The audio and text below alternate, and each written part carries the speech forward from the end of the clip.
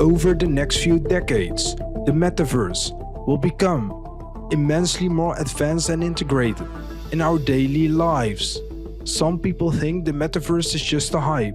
Others believe it to be the greatest evolution of the internet. Together with the sharpest minds in this space, we are going to explore the future of the Metaverse. We want to understand the impacts of this new world, and in this show, we will find the answers. Welcome to Metaverse Mentors.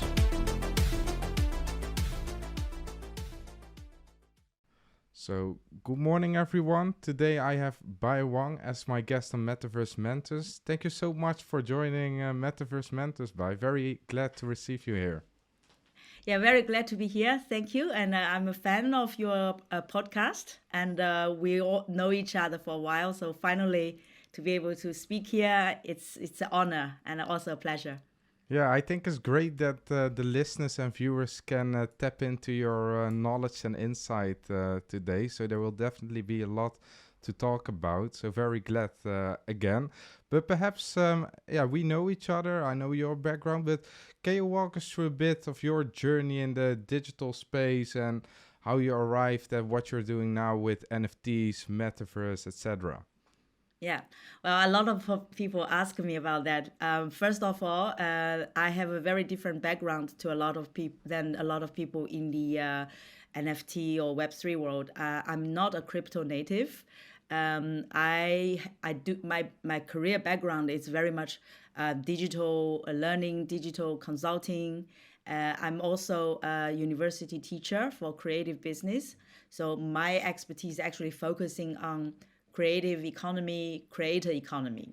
So how I step into NFT or Web3, well, that was a quite interesting moment because during COVID, my previous digital consulting business got affected. So at the same time, me and my business partner, we were discussing like, okay, what could be the future? So based on our previous experience, I think one question we keep discussing is how do we quantify creativity? Because I have been working with a lot of creative sector and we see there's a change in the creative economy. And then of course the marketing and branding changed, and then you have also like user generated content. In short, we always like something new started with a question. So we keep asking this question, how do we quantify creativity? Because we feel like creatives in the industry, they are underpaid. Creative means like really the makers. And then if we also see the whole value chain in the creative economy, like you have these very, very big brands, and then how do they become from a product to a brand? Well, it's because of all this added value of, I think, provenance and creativity in it. So with almost like a mission kind of thing, we were looking for a solution. And that was in 2020. And then when we read an article about NFT, and that was actually before Beeple's NFT artwork sold. So it was end of 2020. So me and my colleague, we were both creative background. So I started to read into it. I never really like had even a digital wallet before, and I did read and learn a lot about blockchain because I'm really intrigued by how blockchain change like different sector, including creative economy, but also like for example supply chain. So when we combine everything together, we think, okay, maybe NFT would be our solution. So based on that, we really want to do something. So I think, and then that was when in 2021, I think blockchain started to rise, and then you see like Bored Ape, and you see, I think there was when Beeple's work like sold out a lot. And we were more intrigued because me and my other colleague, we come from a creative background. So we look at the art part of it.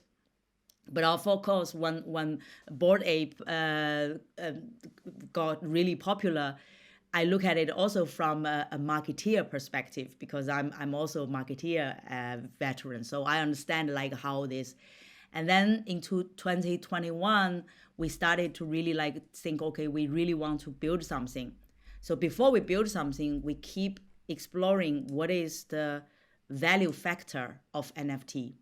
So we've been learning, and then we identified 4 value factors of NFT, which are first is scarcity and utility, and that's the second, utility.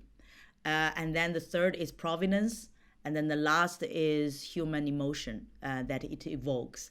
Well, quickly get back to that, because while we are learning and also like researching, we started to see a lot of NFT projects occurs. So we use them as a study case. We follow the development of each of them. You see all of them like started with scarcity because it's rare. People started to really want to buy it because of FOMO. But that was around, I think, the early part of around 2021. And then later on, we started to see everyone talk about utility. They say, yeah, we have to and we were like laughing because like, okay, we already on our dashboard, we already put that. They are just confirming the metrics. Exactly. And then you started to see people like really like focusing on utility, and everyone explaining, and then everyone started to make a roadmap. But we think, that is looking a little bit like predictable.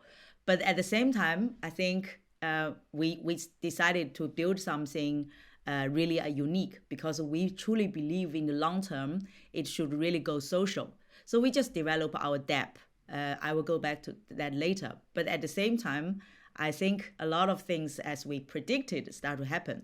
For example, starting from the beginning of this year to now, you see the kind of like the market, the bear market, and then everybody started to talk because crypto is down. That's why NFT is also down.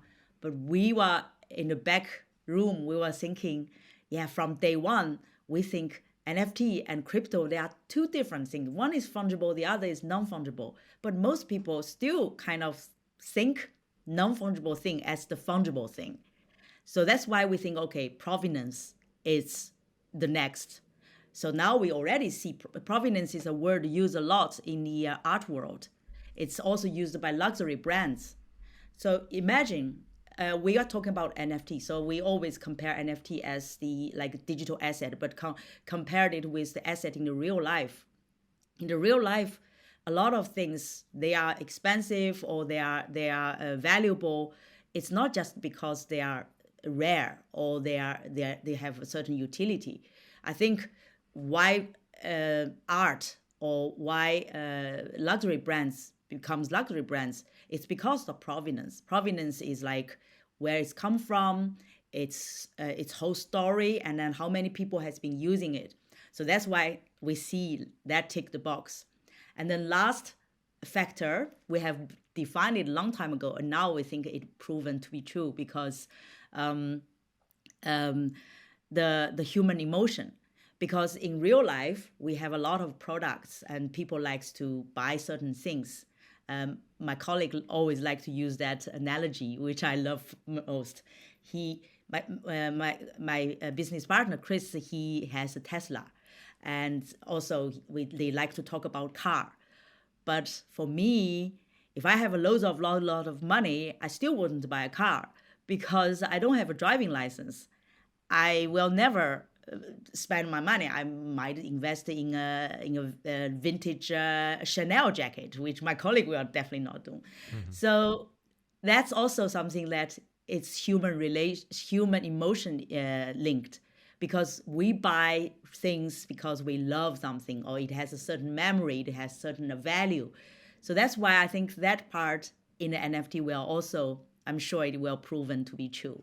But I talked all this, so I think me and especially join this space is based on almost like a certain kind of nerdy research.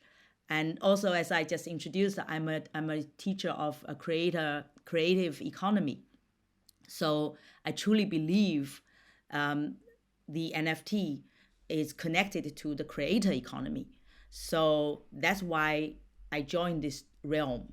And I feel like it's perfectly combined, because I'm doing things, building things together with my colleagues in Straightfire, while I also have like 2 days a week at school I'm teaching, so that I explore also the future of creative economy. So I feel like both things can perfectly connect.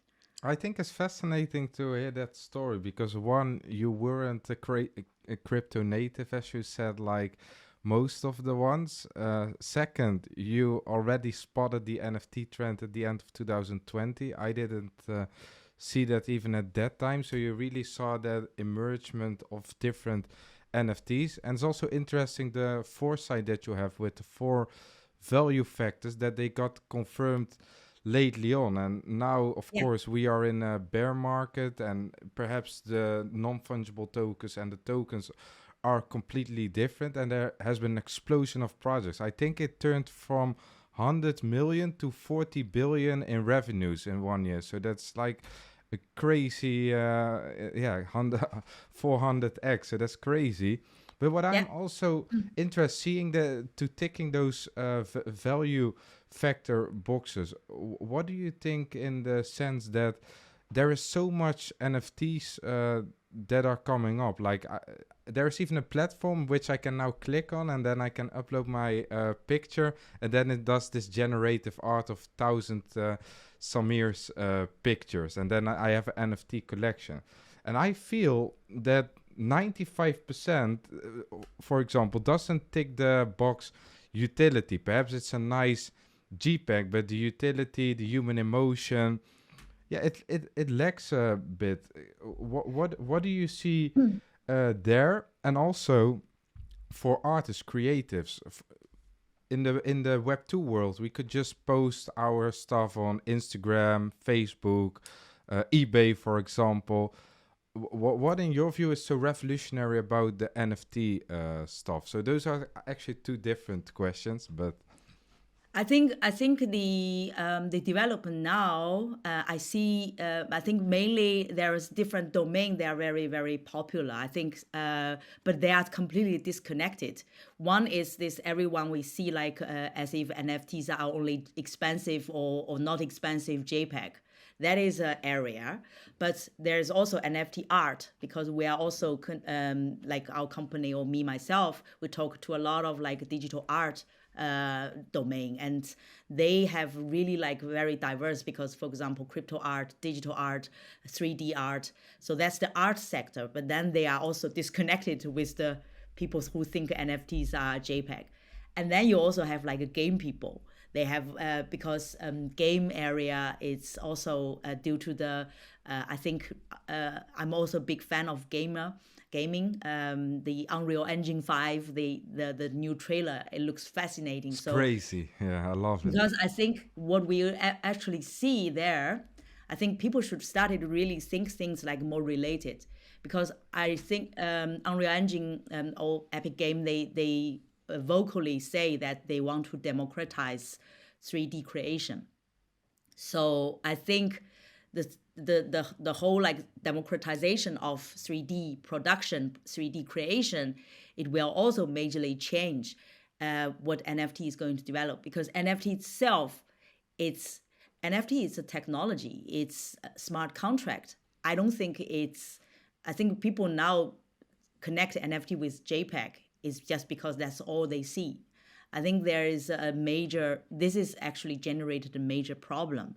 I think back in the 2020, we even said internally that I also personally believe in the future our passport will become NFT, and I also see some experiment from university. I also talked that with my colleague at Hogeschool Utrecht, that the diploma, for example, will also be issued as an NFT in the future. So, but utility part is definitely, I think, in many area there's a lot of exploration of utility, and it actually is happening. But the main problem is that in the mainstream, or maybe in the media, especially in the Web2 media, I guess, that is very limited talk about what is really happening there. So I think it kind of creates not only a bias, but also a kind of barrier to further develop. That's Yeah. why we see currently there's a few real problem. First of all is people with the one of the most outstanding problem is people think NFTs are JPEG or expensive JPEG. And then so it's sitting hidden in the digital wallet there. And then that's the number one problem. And then is, I think, because of that, we see a lot of very cool projects, but then they want to promote their NFT, but they don't know how to. I think some while ago, I think before the bear market or during the bear market, I think earlier this year, everywhere I hear is like FOMO, FOMO, FOMO.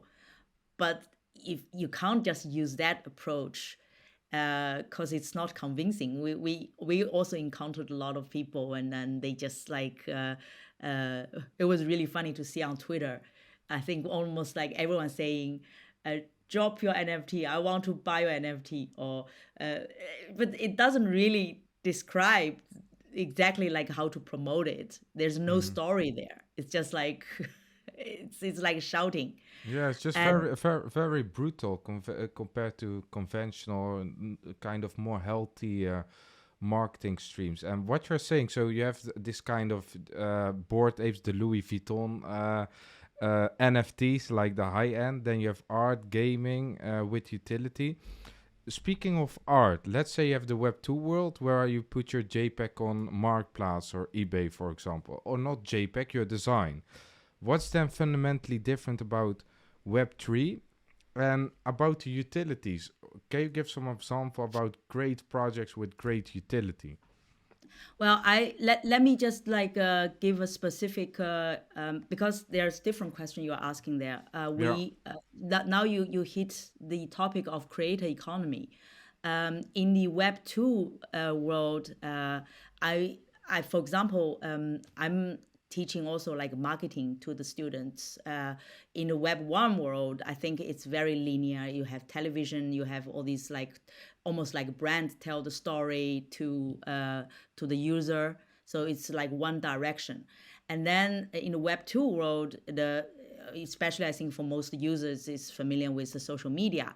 And social media, it kind of for a lot of creatives, they promote their work on social media, but that's only the promotion part. So like for example on Instagram, they put their video there, they put their photo there.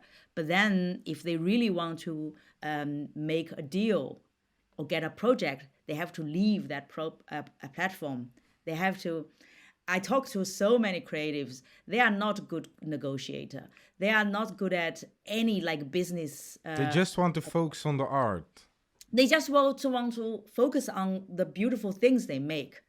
And I think even with Patreon, I follow, Patreon, that Yeah, is on also YouTube, like I am a almost like a separate. Yeah. marketplace for work, even for Patreon. And I mean, platform economy does help a lot of things, but in the end, it's the platform that benefit.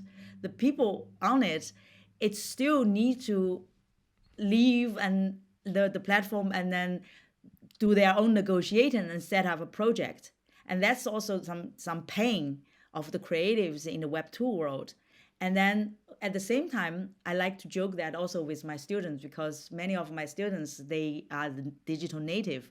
They grow up by creating like things. And for example, on TikTok, you have all these, I think TikTok give a new form of storytelling.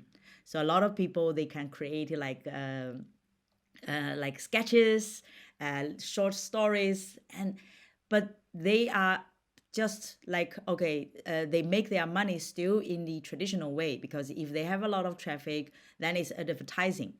But that will really require this is still the traditional like monetization of their creativity, and I think most of the time they are definitely underpaid. And I also know a lot of like 3D artists, for example, and all these graphic artists. They are involved in an agency to do a project, but they have to leave the project once it's done. So they don't have like passive income. But I think for creatives, they need to keep making things. But I think maybe in their 12 months of making things and being creative, maybe they only get paid for a month's work or 2 months work. So I think that is the pain that I think for a lot of, I think all kind of creative of visual or even like a podcast creative, because I used to run also a digital media platform. I have a lot of freelancer journalists or freelancer story writer, content creator.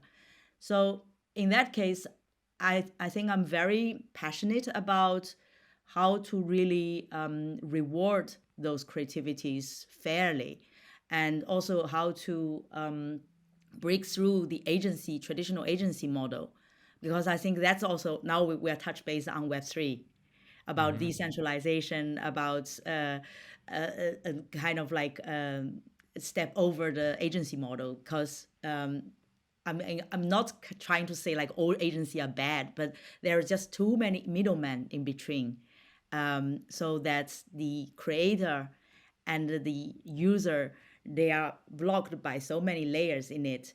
And of course, we see nowadays in the creator economy that more and more agencies or more and more middlemen are in between. So it's like everyone try to get a small slice of the pie.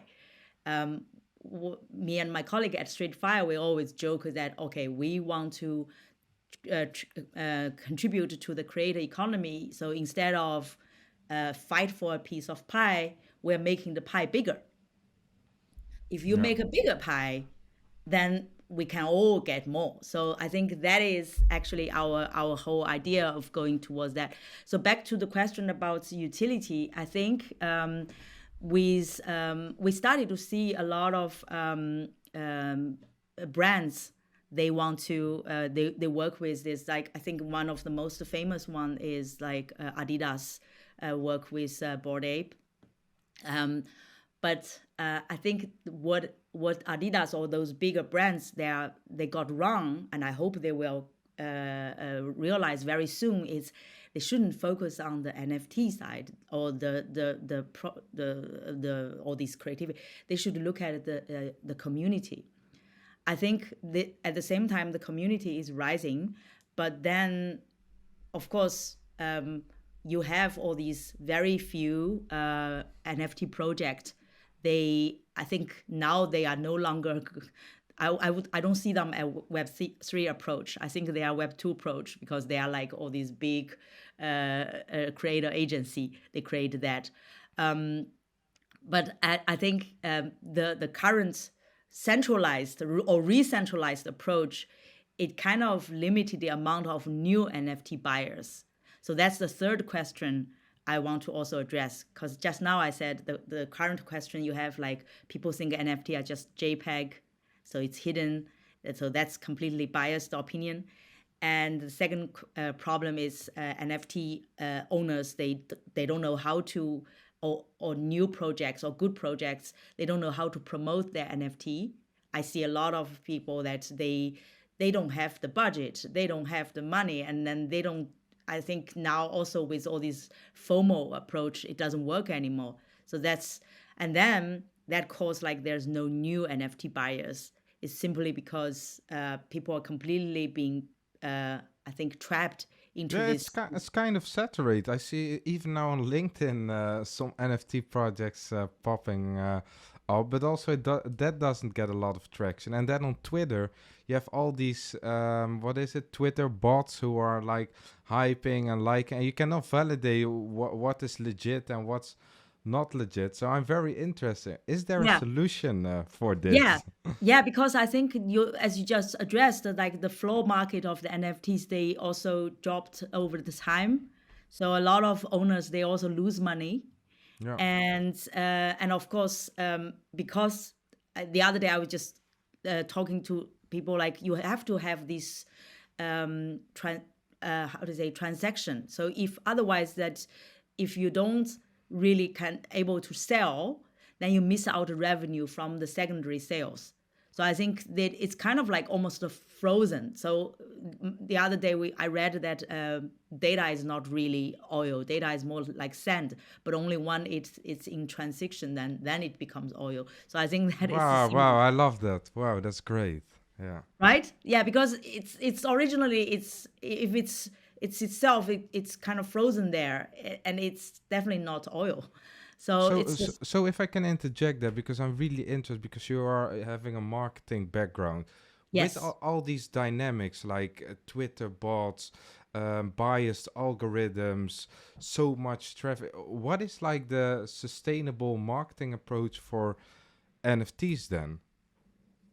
Well, I think the problem of NFT marketing so far is it doesn't really show what the NFT is, and then also with all these bots, and of course, like it's almost like you just have this certain limited amount of people following that, and I was also in a lot of community, and I think actually the best way for NFT to promote itself, it's the similar way like when Discord started, because there's a lot of Discord NFT group, but before that, NFT or Discord is really a fandom. I Mm-hmm. think fandom is, for example, you have people love playing game, or they love a certain shoes. They also love certain hobby. They love certain like Marvel. I think fandom is the approach to promote NFT, but that is also based on if community members is able to really participate, and community members is able to really contribute into this. And then I think there it requires like very simple, because in the traditional marketing and branding or brand establishment, everyone talk about we tell a storytelling.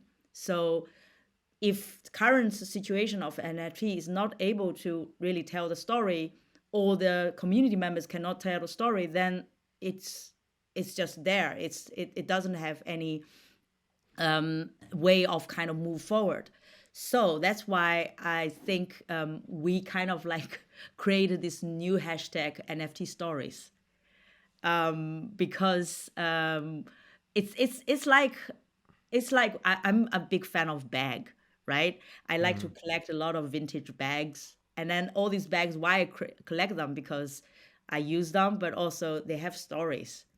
I bought these 50 from the 50s or from the 60s, and of course a lot of people collected like a Chanel bag from the 70s. They think back then was the best quality.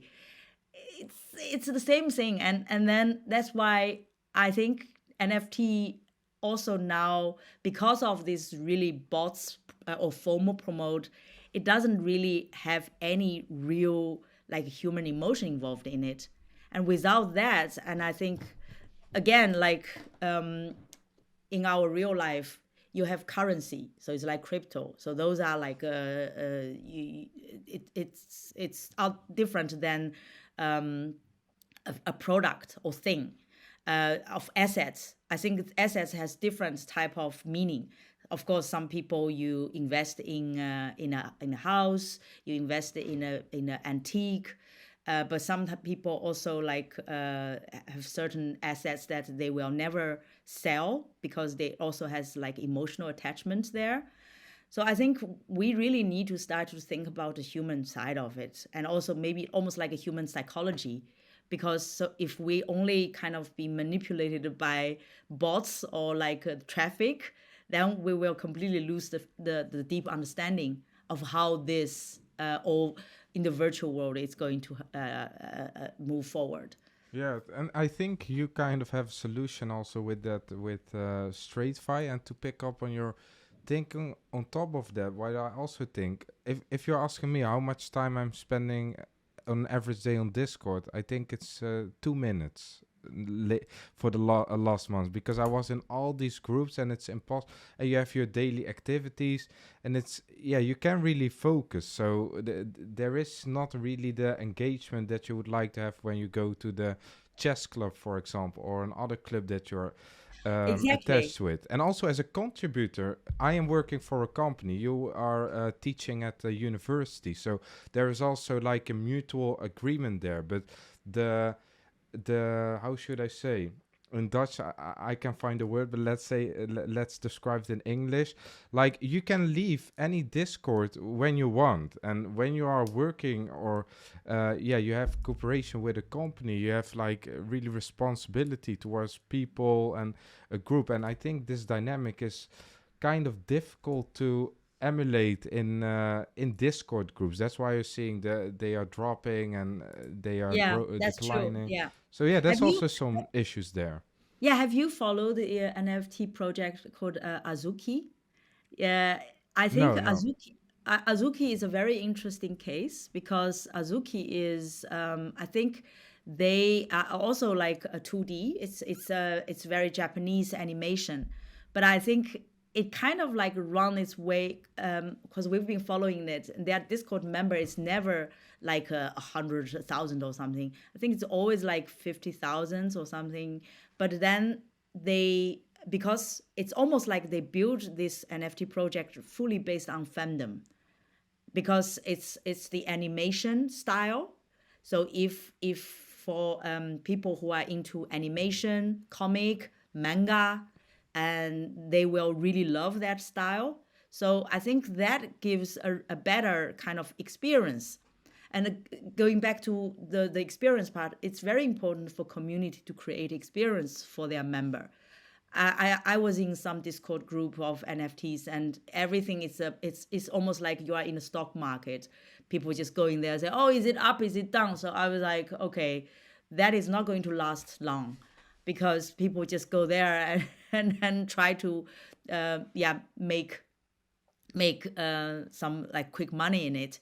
So I guess that is very damage for the overall market. And now we see it's happening. And at the same time, we were a few days ago we published our article because I think we've been really doing this internal research or like research for a long time, and in a way, almost like all this prediction we had is all come true. But at the same time, it's proved that actually we are in a very urgent need for the upgrade of NFT. We already call for NFT 2.0, and I think now maybe after the bear market, it will reach to a next level because there are still a lot of people exploring and creating. But our dApp, that's I want to talk about our dApp. Absolutely. Because a lot of people ask what Straightfire is. Well, Straightfire is the world's first NFT social dApp, and I think that is a term like nobody really like heard before. So basically, it is a decentralized app, but it's also a tool for creating and sharing NFT stories on your socials. We think that we are really providing a solution. Of course, we hope there's going to be more kind of solutions joining us. What we do is we create a 3D stage in the app, and then you can basically give your NFTs a stage to shine on. And that in that case, it's not like you just go on the Twitter and say, drop your NFT or this is the NFT. We create so within our dApp, when you download it, you create an account and then connect it to your wallet. So in case you are either NFT creator or NFT collector, you have some NFTs there that you just feel like, oh, okay, what can I do with it? Well, you can connect it to our Straightfire dApp, and then you can choose, because we have already a few like 3D stage. We will keep creating new, and then select an NFT you want to promote, and then insert your NFT into the stage, and then you can preview your story. It's a loop of the story. I don't know if you have NFTs in your digital wallet. You're welcome to try our beta test. And then last, when you push the button and send it to the social. We started with Twitter.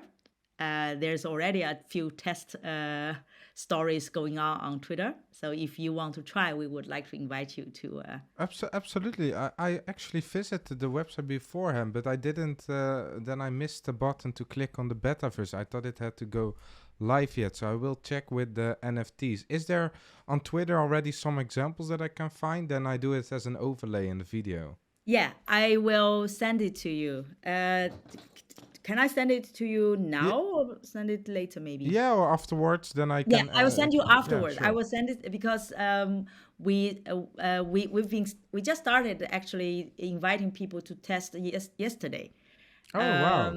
So if you have NFT in your digital wallet? Yeah, I do. Okay, so give me your email address Yes. and I will ask our tech team to invite you to do the test. Okay, great. I'm Yeah, really looking forward to the that. best thing is that you do it yourself. Yeah, And then you absolutely. kind of like, and then in the end you have, you can choose your favorite stage because we have like vintage Mars, we have Times Square, we have, it's really cool. Hey, but this is kind of solving one of the issues that we before were discussing, because there wasn't really an avenue like to what to do, how to showcase or show your NFT. So this is a great avenue actually. Yeah, and then of course for the long term, that's a specific, because a 3D stage is an NFT as well. So we are actually what the 3D stage we create, it's also NFT, and we just updated our website. So in our website, you will also see like frequent asked questions. Okay. It's completely free for people to use, and then because we are also developing a share to earn model, so you share your NFT stories on social media, and we will reward with Straightfire's token, which is called S-Fire. Because our tokens utility is really like we will use the algorithm to measure the impact on socials. For example, if you share to your social media and you with likes, tweets, and comments, and then you can get rewarded on a reward a scheme, and then we multiply this impact with the rating of the 3D stage that you use, because we will keep adding stage, and then there are some like more premium or gold level of stage. Perhaps a stupid question, but Yes. to me this sounds really interesting. I wish I could get money for every like I post on LinkedIn or on Twitter, but you are saying if I distribute my NFT on Straightfire, I get rewarded with S-Fire tokens. But Yeah. where is the influx coming from? Because in Web 2, advertisers pay for publicity, but in Web 3, how does that go on the S-Fire platform? Yeah, that is a good question, because I think here we kind of like linked it to the tokenomics, because we will also have a TGE of our S-Fire token on the exchange. By the way, for the listeners that are don't know what TGE is a token generation event where the token gets Yeah, launched. exactly. Yeah. So what I want to also say is like we are actually working on as a bridge to connect the Web 2 and Web 3. Because I think there's a lot of discussion now. We see like, for example, Instagram or Meta announced like they want to do something on Instagram. But I think we are The really take rate's ridiculous. It's funny.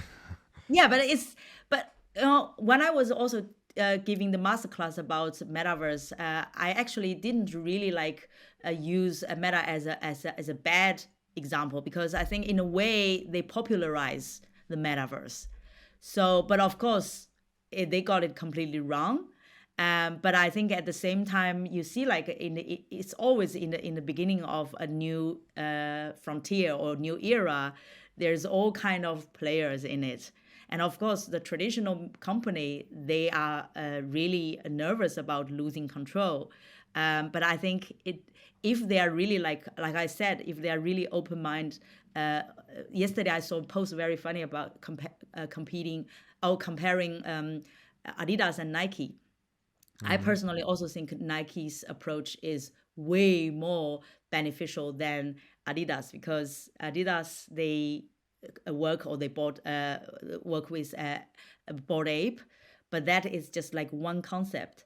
And then Nike, they invest in a studio that will create endless new imagination and new creativity.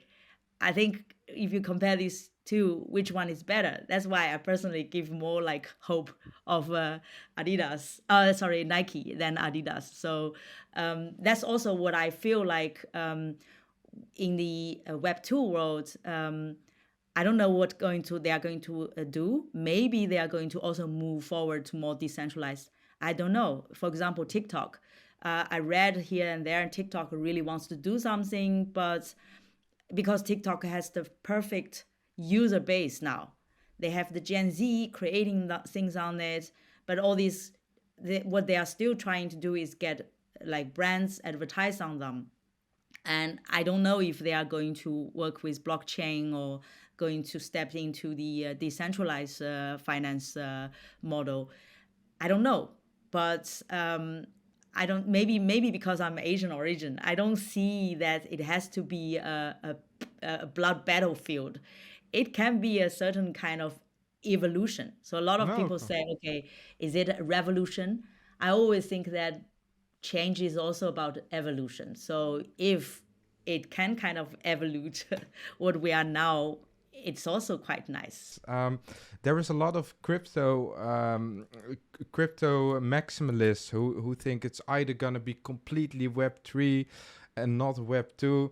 But just take a super simple analogy. There is still people walking, still people going by bike, and still people going by car. There is still my grandmother who doesn't use a phone, and there is my little brother who uses a virtual reality Oculus Quest 2, and me in the middle. So I think those things will coexist. They will not necessarily make the one obsolete compared to the other. That's how I kind of see it. I fully agree with you. And I think you speak up exactly my mind. And also, if we talk about like the metaverse development, I think different people have different imagination and different like prospect.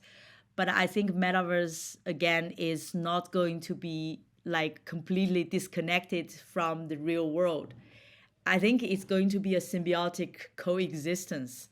And then it's all about experience. So if we can experience the real in a virtual world very well, which is also to our own benefit, then that is something that we should go for. That's why I always kind of like vocal about, okay, maybe we should have more women also joining into the metaverse and Web3, because in a way, I'm not a kind of like trying to separate like different female or male mentality, but when I also talked to my colleague in the team about creating like stories, for example, I said sometimes women perspective shows a different way of solving problem. So that's why I think it's nice to involve women in kind of like in the business development or in the innovation from the beginning, because sometimes we kind of like see a different way, like you said, maybe coexistence, maybe more like this creating this balanced coexistence is the way to go. Indeed, I don't think it's going to be either or. And also a lot of people like recently also criticize like, okay, how is Web3 going to be like a total decentralized? And I think we always talk about like either extreme is not good. It's just like, I think now in the development, it offers more opportunity. But we humans are social animal. We will always like make things, do things together. So you're not completely siloed. So I think if we enter a phase that is also siloed from the other, then I think we are kind of like I think it's a repeating the really mistake. important point that you are mentioning there, because how I see it, like diversity equals creativity, and the higher diversity, the higher the creativity. So therefore, it's as a logical result, we have more women and more guys intermingling with each other. I don't know the statistic of men versus women in tech, but I don't know. What I do know that it's unbalanced. So you are actually a good manifestation or example of that as a woman in tech. Perhaps can you give us some stuff here, like how a woman can some kind of step approach that woman can take to make themselves make some steps in this domain. Yeah, I think Web3 and Metaverse it also gives a lot of opportunity for I would say people. We always define people like with like are you an alpha student or beta student? Or I come from a liberal art background, so I didn't start technology at all. But I think now technology develops into a phase that is more kind of about application instead of like hardcore, because I think infrastructure is being building there, which is really, really nice. But I think in the end, it's about how we as human use it. And in this part, like the human interface part, and also the application part, there's a lot of, I think, different way of thinking. I think science students, they have a very logical thinking approach, but a lot of women I know that we are very we're very social, we are communicative, we are also empathic, and I think all these kind of thinking, like empathic thinking or creative thinking or communication skill, they are highly needed. Super valuable, yeah. Exactly. So I think that first of all, women should also, if they are interested, they should also feel like more confident. In the beginning, I was also not very confident because I'm not an engineer. I don't know coding, and I was really like nervous and talking. But then I noticed like the more I talk to the engineer, to our tech team, the more I think, okay, it's so important also for me to kind of listen to what they talk so that I can also translate what they talk into a more broader, like mass understandable approach. And I think that is a role, I think more and more women, if you are interested in changing the world or shaping the world or do something that really, because now is the right time to really use technology, because I'm so excited. I don't study computer, but I'm very computer savvy because I like to learn. I see a lot of younger generation, I think girls, and they are really involved in it. But even older generation like me, myself, I think we should just be more confident. And at the same time, my message to a lot other friends or female friends in this space, also get involved in the core discussion. Because one thing I also noticed that is I'm involved to a lot of very nice projects, and a lot of founders, they are like male engineer.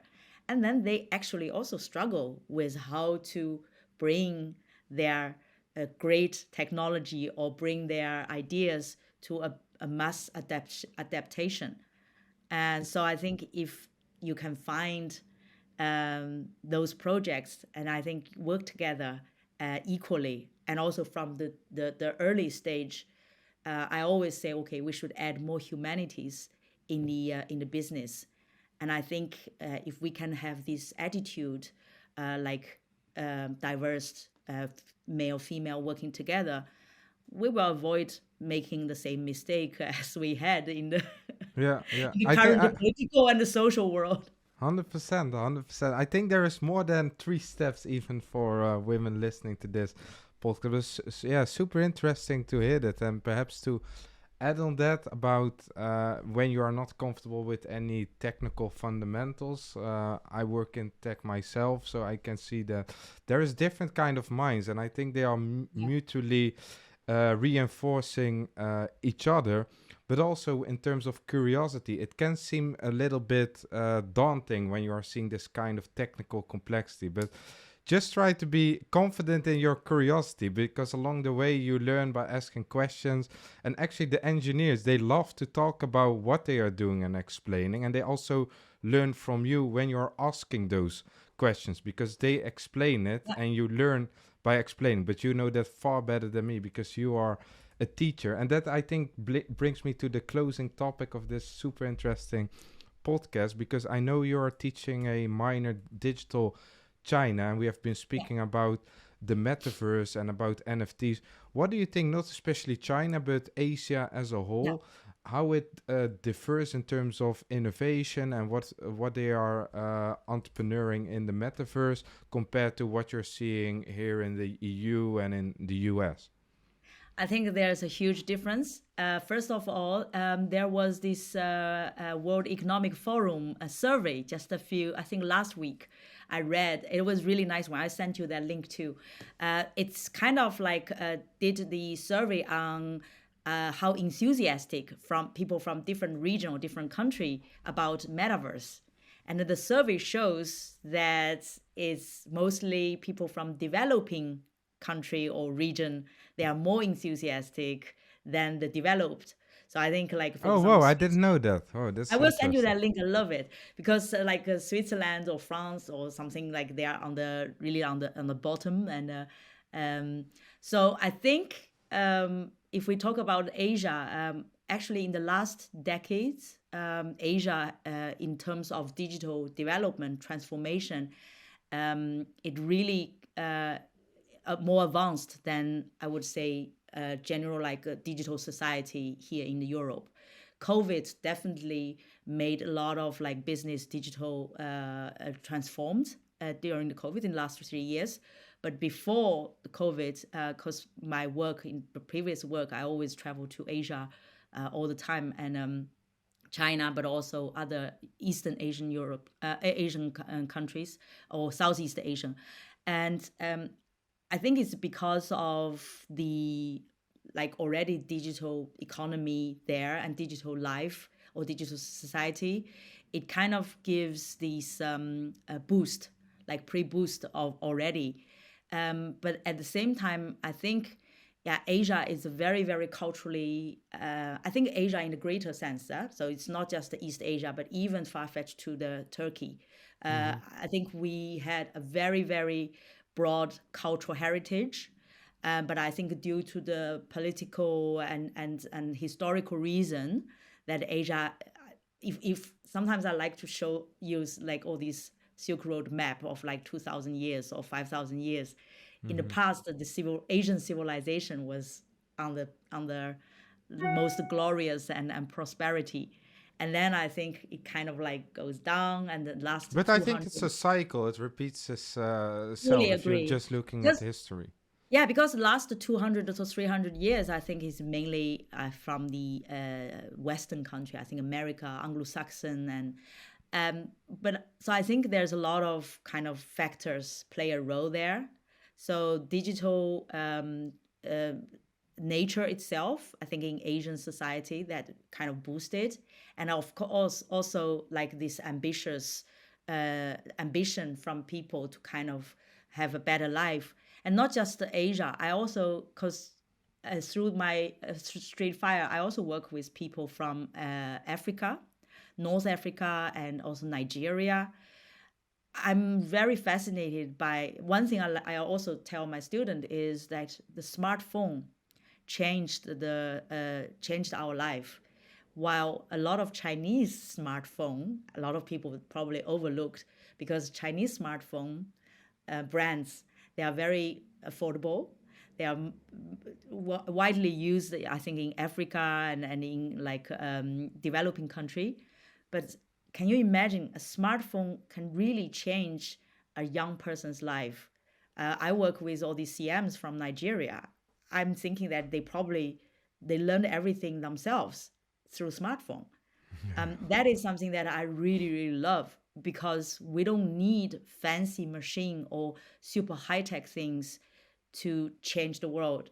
I think if you have these technology, that you also have a drive, and I think that is the best equipment you already have. That's why I think we should watch really like the developing countries. And I'm not surprised why there's a lot of kind of the negative discussion here in the West. I think it's also because of this like disruptive factor about the existing wealth or prosperity. I also see some entrepreneur from Europe. They are also leaving Europe and going to other area. And I think that also Yeah, speaks if I look at what's going around in the crypto space, and for example Singapore or what South Korea is doing with the metaverse, they are building a complete metaverse there, but also what China is doing in terms of AI and IoT. I Yeah. think it's undeniable that they are advancing incredibly rapidly. So if we have to hammer home like 2 or 3 technologies in which they are really now making a pathway compared to the rest, what would you think those are? I think Internet of Things, IoT. Yeah, because I really think that is something that changed our life. I also personally really a big fan of 5G. If we talk about metaverse, we talk about those experience. Yeah, all these you need 5G, 6G to be able to kind of like transform and all these datas, huge datas to create that experience. And on the bottom line, I'm very fascinated by blockchain because we talk about this and that, but I think what I really look at, for example, supply chain industry or maybe like energy industry, like there's a lot of very amazing things happen there. NFT is, I'm a big fan of NFT, but I think NFT is still in a very, very early stage. People should really look beyond. And young people, I actually advise my son, like instead of investing NFT, first to learn. He's 15 and he said he's not going to invest, but he's going to learn. So I think that is something that, maybe, but we also want to create this more kind of accommodating environment for the student. The last thing that I want to really address that it is not just like hardcore technology existing there, and then we have to kind of become like Coders. STEM, like women in STEM, like they said those. No, I think now we are in an era that it's art, technology, or humanity technology are combined. I think there's this very famous illustration with this robot hand and human hand. That is one. And also, like I think Steve Jobs said, that it's not just about technology, but it's about art and or liberal art. Yeah, that famous quote. So I think this is the era we are in. So it's almost like our left brain and right brain should work balancedly together. Yeah, I think that's super beautiful quote to wrap up this podcast with. And yeah, just thank you so much. It didn't feel like a typical podcast. Felt more like brain picking from each other and converging those different domains. So for me, that was also very addictive, and I hope the listeners will also like it. But great stuff that you're doing. I know you're also going to speak on some conferences next week at Women in Tech, so I'm gonna listen to that as well, and really looking forward to try the dApp. I'm gonna send some. Send me your email address, and we will invite you, and then you can show it on your Twitter. Yeah, I'm gonna distribute it there. So it's very interesting, and then perhaps we can run this in the end of the year again to see how far Straightfire has gone and what happened in the metaverse. Yeah, so Samir, I think you are also a researcher yourself. So I really love how you are researching this domain and really like educate people and help people to kind of think from different perspective. This is very, very crucial and really noble what you are doing.